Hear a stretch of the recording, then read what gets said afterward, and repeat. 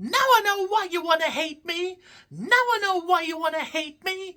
Now I know why you want to hate me. Because, boy, this was a weak-ass sequel, baby. Da da da da da da da da da da da da da. Dum dum dum. Dum dum dum. Dumb fucks.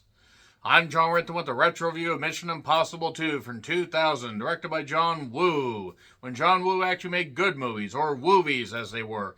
You're welcome. You'll never unhear it. So, yeah, this was a serious downgrade from the first one. Not that the first one didn't have its issues.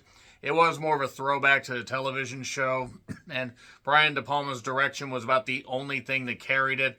And I remember liking Mission Impossible 2 when I first saw it, in theaters and even a few years after, but me oh my, down on the aging like fine milk left on the dark side of Saturn Bayou. In awful English, this was terrible. Absolutely terrible. A couple things that are positive. Thandie Newton, who, good God, y'all, what a beauty.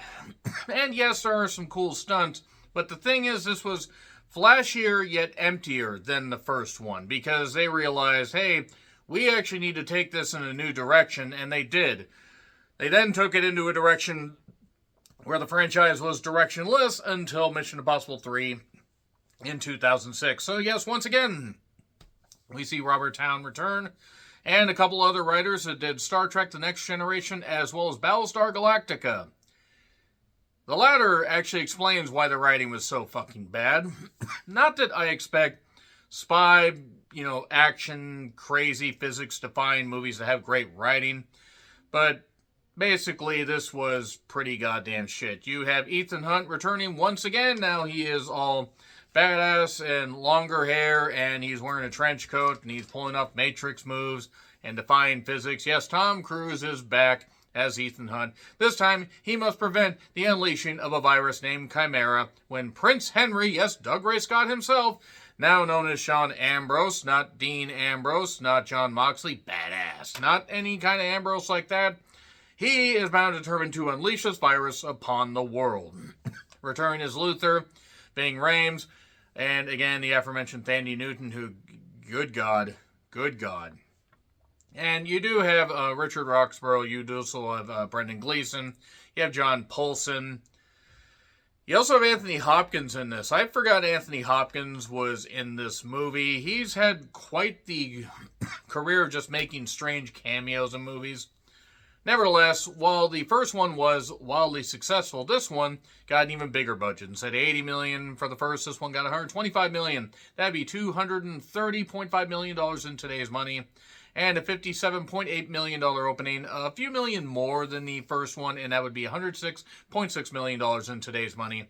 $215.4 million U.S., Canada gross, domestic gross, and that'd be $397.5 million in today's money. That's about $35 million more than the first one did. And a haul of $546.3 million worldwide, which would be $1 billion and a little bit of change today. So yeah, naturally, the bigger budget led to a bigger return. And I do remember the marketing campaign for this and also the Limp Bizkit song to the Mission Impossible theme. Back when Limp Bizkit actually made music, Fred Durst has kind of become a shocking ally, being in a thing like I Saw the TV Glow and stuff like that, so good for him. And also Y2K. Yes, Fred Durst was in Y2K. One of those movies was the Bear A24 offering, and it was not Y2K. That being said, Fred Durst, good on him. So, yes, there's this doctor that injects himself with this virus, must go from Sydney to Atlanta. He has to be an incubator, basically, and has to arrive there within 20 hours to cure himself. Well, the plane ride turns into a different kind of plane ride from hell. Nobody exposing themselves as far as opening up their robe around flight attendants. Thank you very much, Ric Flair, for ruining your reputation with that and so many other peculiarities, let's just say. Well, he's talking to Dimitri, a.k.a. Ethan Hunt, but it's not Ethan Hunt. Haha, mask twist, it's Doug Ray Scott, who looked like he aged like 10 years from Ever After, and Ever After came out 2 years before this. Maybe it's something in the Scottish water. I don't know. So, they basically hijack the plane, drug everybody, and then the plane crashes. And, well, the guy is killed, but the doctor that has, I'm just going to call him Petri Dish because I actually don't think that's his name, but it's close enough. He had the virus and the cure with him, but had to carry the live virus in him. He didn't have to, but I guess that was the only way he could smuggle it.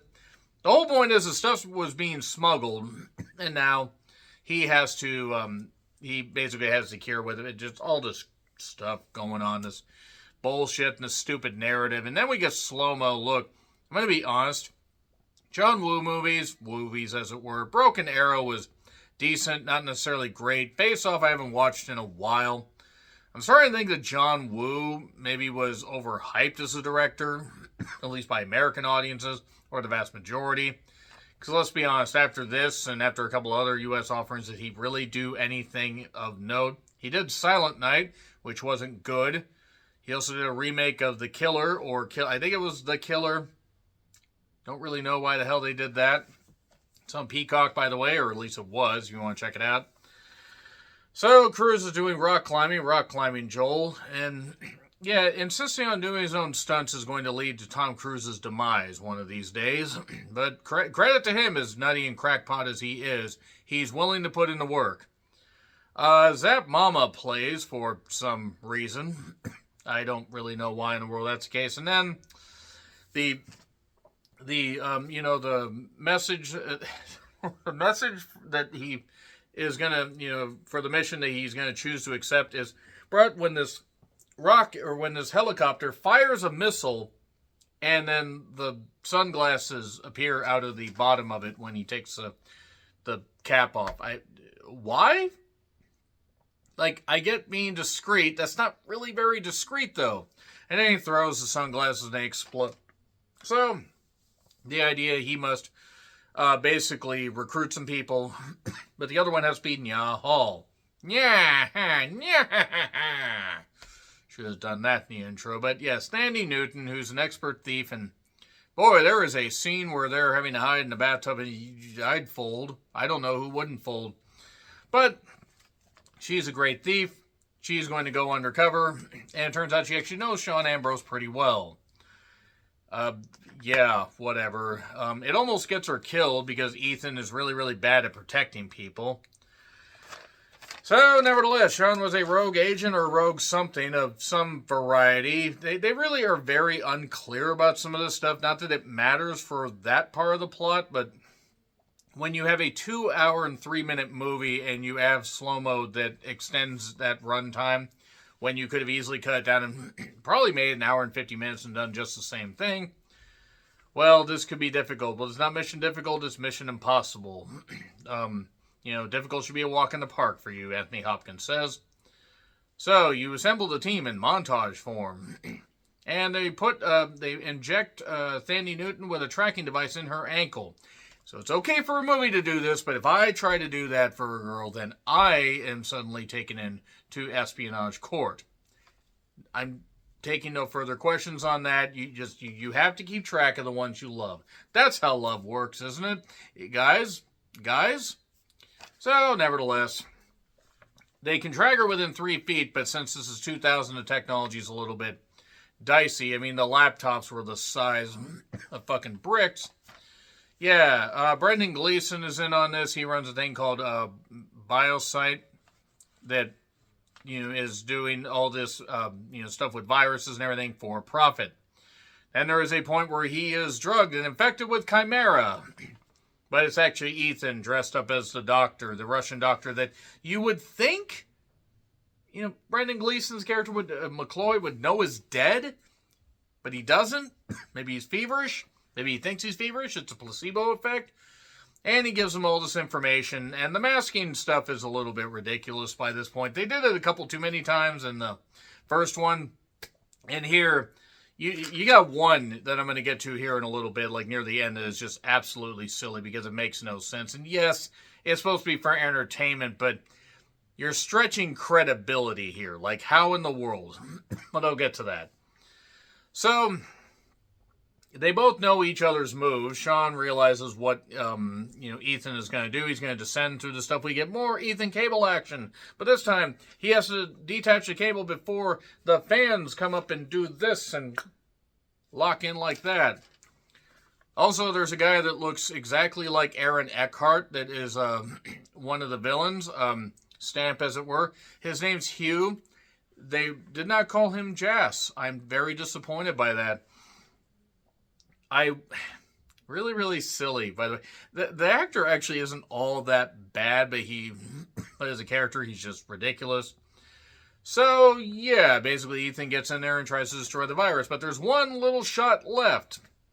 One bullet left. Hey, laughing boy. I know. And Sean, by the way, knows all this, or knows that Ethan's going to do this. He also knows that, has been doing it. I'm sorry, it's a stupid name. Has been working with Ethan and is going to kill her. Well, she gets a hold of the gun during this firefight. This gunfight that somehow doesn't lead to the unleashing of numerous other viruses and explosive chemicals that are in this fucking multi-million-dollar lab, but it's fine. She injects herself a chimera, and the whole thing is, by the way, 20 hours, and if you don't get cured, then you're fucked. He's like, I'm going to get this belladonna in you. I know that's not the name of the goddamn cure, but whatever. Makes as much sense as anything else in this. And the idea is he is going to get her the cure, like he's Dr. fucking Mario. But if you remember those Dr. Mario ads, I'm sorry for getting that earworm stuck in your head, but you know what I'm talking about. So, just stay alive, I'll get you the cure. I'm not going to lose you. Is Sandy Newton back for the third one? I totally forgot. So, nevertheless, the idea is Ambrose is going to blackmail, McCloy, and basically wants to pump up the shares and get 51% of the company. But first, he wants $30 million, his fee, that kind of stuff. Because why the fuck not? And then, and then we get to like this ridiculous part where Sandy Newton is like, well, I probably should jump off this cliff. And while she's preparing to do that for seemingly about 8 years, Luther, Ving Rhames, and what the fuck is it? John Poulson. I don't know why that makes me laugh, but just does. The Poulson position. He plays Billy, Don't Be a Hero. And they're in this copter. They're gonna get Sandy Newton's And basically, Ethan then goes on a race against time on a motorcycle in a Matrix jacket while blowing up various Fords in Sydney and all this gunplay and all this stuff. And look, I know it's supposed to be for entertainment purposes, but some of these action scenes were fucking ridiculous. And the most ridiculous part is when it's just down to him and Doug Ray Scott facing off. Never mind the fact that Doug Ray Scott being in this and the way he's dressed up looks like absolutely goddamn ridiculous. Never mind that. Let's go back just a little bit, though, as to how Ethan was able to get on the motorcycle. Because one thing that I want to talk about with the mask deal. So, Hugh Jas Stamp basically beats him up. And they're in a firefight. This grenade's launched by Ethan and explodes all these chemicals. Doesn't collapse the tunnel. And now, all of a sudden, Ethan is captured by Hugh Jas Stamp. But it turns out that it actually isn't. He was actually able to somehow mask Ethan, or Ethan was able to mask Hugh Jas Stamp with his own face while putting on another mask that he just happened to have there. And the only reason this is known is because there was a little thing earlier where part of one of Hugh Jas Stamp's fingers was cut off by a cigar cutter. Because why not? And how did he change his face that quickly? Especially with an explosion. It's fine. Don't think too much into it. So, motorcycle shootouts and stuff and everything going on. They rescue Sandy Newton. And we get a collision with these guys. Ethan's motorcycle is leaking gas. And they just go up and they jump off and they hit each other. And then they fall down at least 40 to 50 feet onto a beach. And then they're up fighting within seconds. And that's where physics just threw his hands and gave up. And they're punching each other for seemingly minutes. I also don't understand what the fascination is with the pigeons and the doves. slow-mo stuff that John Woo does, but it's fine. They're punching each other. It's like we get a sleeper hold, an attempted cross arm breaker. We get all these wrestling maneuvers, and then it looks like he finally is able to put down Doug Ray Scott. That's what you get for thinking this was a good role to take after Ever After. And that's it. He's down. Except he's not. Ving Rhames shows up and is going to get the goddamn virus, but oh no, you should have killed me when you had the chance. But then there's a gun conveniently in the sand. Belinda Carlisle lied to us. It's not circles in the sand. It's bullets in the sand. How dare you lie to us, Miss It's Heaven and a Place on Earth. Still would with Belinda Carlisle, but moving on from that. He throws the virus of Ving Rhames, picks up the gun that should have a lot of sand in the chamber, but manages to shoot Doug Ray Scott a few times, and Doug Ray Scott is dead. Hooray! I actually think he's very much still alive. But they managed to cure, and that's it. That's literally it for the movie. I mean, it's